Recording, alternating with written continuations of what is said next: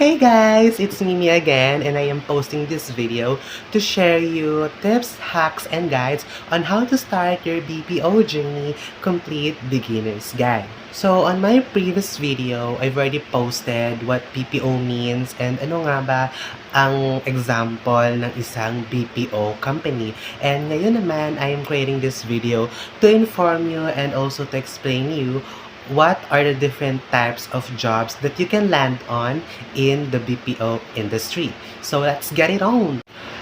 I wanna let you know guys that hindi lang pagiging call center agent ang pwede nyo maging trabaho while working here sa BPO industry because there's a lot more job opportunities that BPO industry can offer to you. So I'm gonna go ahead and explain it to you guys. First is front office jobs. Their functions are consist of all customer-facing operations within the business. These types of jobs requires an excellent communication skills, having knowledge about the products and services that is being offered by the company, and understanding what are the customers' needs and wants.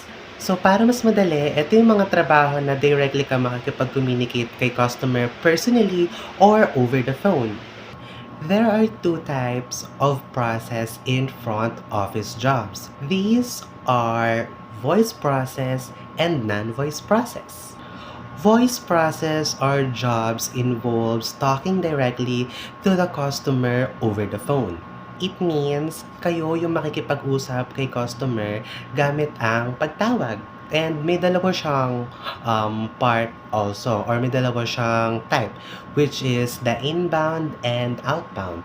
So let's start first with the inbound calls. Inbound calls, it means na kayo yung makaka-receive ng tawag from the customer.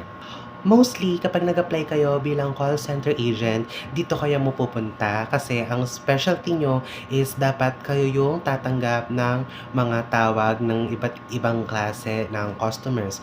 And these kind of calls are about general inquiry, complaints, requests, and many more. The other one naman is outbound call, which is kabaliktaran ng inbound call because instead of kayo yung makaka-receive ng call, sa outbound process naman is kayo yung tatawag kay customer to assist them with their concern.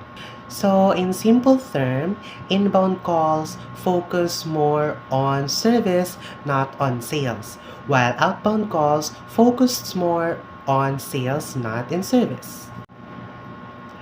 The second type of front office jobs